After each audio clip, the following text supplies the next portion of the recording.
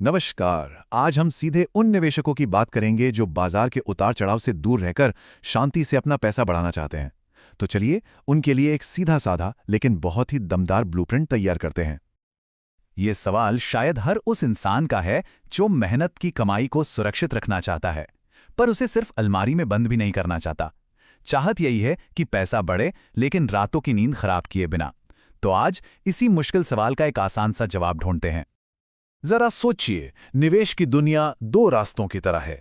एक तरफ है सीढ़ियां, यानी सिर्फ इक्विटी। हाँ, मंजिल तक जल्दी पहुंचा सकती हैं, पर इसमें सांस फूल जाएगी और गिरने का डर भी हमेशा रहेगा। दूसरी तरफ है एलिवेटर, यानी सिर्फ एफडी, एकदम सेफ, कोई टेंशन नहीं, लेकिन बहुत ही ज्यादा धीमी। हमारा मकसद है कि हम एलिवेटर की सेफ्टी लें, लेकिन साथ में कुछ सीढ़ियां भी चढ़ें, ताकि ग्रोथ की रफ्तार थोड़ी बढ़े, लेकिन दिल की धड़कन नहीं। ठीक है, तो कोई भी प्लान बनाने से पहले एक बहुत बड़ी गलतफहमी को दूर करना जरूरी है। आइए सबसे पहले ये समझते हैं कि लो रिस्क या कम जोखिम का असली मतलब होता क्या है। ज्यादातर लोगों के लिए लो रिस्क का मतलब बस यही तीन चीजें होती हैं: फिक्स डिपॉजिट, एलआईसी या फिर घर में पड़ा हुआ कैश। उन्हें लगता है कि पैसा अगर यहां है तो मतलब एकदम सुरक्षित है। पर सच कहूं तो ये सोच बिल्कुल अधूरी है और एक तरह से गलत भी।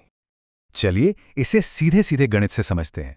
मान लीजिए महंगाई 6% की दर से बढ़ रही है, मतलब जो चीज आज 100 रुपए की है वो अगले साल 106 की हो जाएगी, और आपकी एफडी आपको रिटर्न दे रही है 5.5%। तो असल में आपका पैसा बढ़ नहीं रहा, बल्कि उसकी खरीदने की ताकत, उसकी वैल्यू हर साल घट रही है।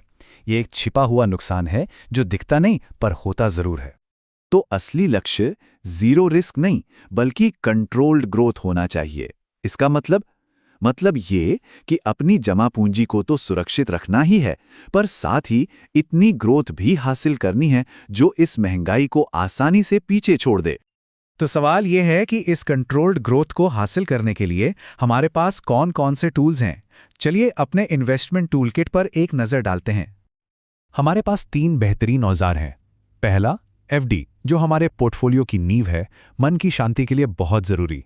दूसरा है पीपीएफ, जो लंबी अवधि के लिए एक मजबूत लंगर की तरह काम करता है, पूरी तरह से सेफ। और तीसरा है इसका smart cousin, debt mutual funds. ये एफडी की तरह ही सेफ होते हैं, लेकिन अक्सर थोड़ा बेहतर रिटर्न देते हैं और टैक्स बचाने में भी ज़्यादा मदद करते हैं। और यहीं पर आता है हमारा सबसे पहला और सबसे ज़रूरी नियम। एफडी को अपने निवेश के घर की नींव बनाइए, पूरा का पूरा घर नहीं। यह सुरक्षा की पहली दीवार है, आखिरी मंजिल नहीं। और अब हमारा secret weapon, conservative hybrid funds.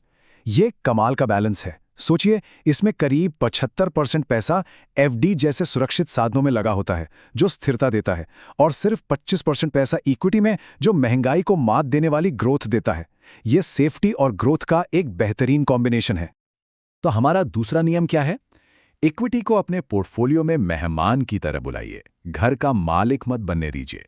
थोड़ी सी इक्विटी ग्रोथ के लिए जरूरी है, पर गाड़ी का स्टीयरिंग हमेशा हमारे हाथ में ही रहना चाहिए। अपने पोर्टफोलियो को एक छाते की तरह सोचिए। एफडी और डेट फंड्स उस छाते का कपड़ा हैं, जो आपको बाजार के उतार चढ़ाव की बारिश से बचाते हैं। और वो जो छोटा सा इक्विटी का हिस्सा है ना, वो छाते का मजबूत हैंडल है, जो उसे सहारा देता है। दोनों मिलकर ही एक परफेक्ट छाता बनाते हैं। बहुत बढ़िया, हमने थ्योरी समझ ली, छाते के सारे हिस्से भी जान लिए। अब सवाल ये है कि इस छाते को असल में बनाएं कैसे। चलिए अब सीधे एक्शन प्लान पर आते हैं। अब देखिए, ये कुछ उदाहरण हैं, ये कोई पत्थर की लकीर नहीं। एक रिटायर्ड इंसान के लिए 60 से 70% पैसा सुरक्षित साधनों में और बस 5 से 10% इक्विटी में होना समझदारी है। वहीं एक यंग इन्वेस्टर जो ज्यादा जोखिम नहीं लेना चाहता, वो इक्विटी में 20 से 30% तक जा सकता है। ये पूरी तरह से किसी की उम्र, जरूरत और जिम्मेदारियों पर निर्भर करता है। एक अच्छा पोर्टफोलियो बनाना तो आधी लड़ाई है, असली जीत तो सही मानसिकता रखने में है। चलिए अब उन आम डरों और सवालों से निपटते हैं जो अक्सर निवेशकों को परेशान करते हैं। ये है वो सबसे बड़ा सवाल, वो डर जो हर किसी के मन में आता है, अगर बाजार गिर गया तो मेरे पैसों का क्या होगा? देखिए, इस ब्लूप्रिंट में घबराने की जरूरत कम है, क्योंकि इसमें इनबिल्ट सेफ्टी फीचर्स हैं। पहली बात, इक्विटी में पैसा ही बहुत कम लगा है। दूसरा, अगर एसआईपी के जरिए निवेश करते हैं तो बाजार गिरने पर ज़्यादा यूनिट्स मिलते हैं, जिससे लागत एवरेज हो जाती है। और तीसरा, हमारा नज़रिया लंबी अवधि का है, इसलिए छोटे-मोटे झटकों का असर मैनेजेबल होता है। और फिर आता है ये सवाल, लेकिन बाजार में कोई गारंटी थोड़ी ना है। बिल्कुल सच, बाजार में कोई गारंटी नहीं है, लेकिन सिर्फ एफडी में पैसा रखने पर महंगाई की वजह से जो नुकसान होता है वो एक गारंटीड नुकसान है। तो चुनाव इस बात का नहीं है कि जोखिम लें या ना लें, चुनाव इस बात का है कि कौन सा जोखिम समझदारी से चुने। तो ये है असली और सबसे ज़रूरी सवाल, जिसे स्लीप टेस्ट कहते हैं। अगर किसी का पोर्टफोलियो 10% गिर जाए तो क्या उसे रात में चैन की नींद आएगी? अगर जवाब हाँ है तो सब ठीक है, अगर नहीं तो इसका मतलब है कि इक्विटी का हिस्सा थोड़ा और कम करने की ज़रूरत है, बस।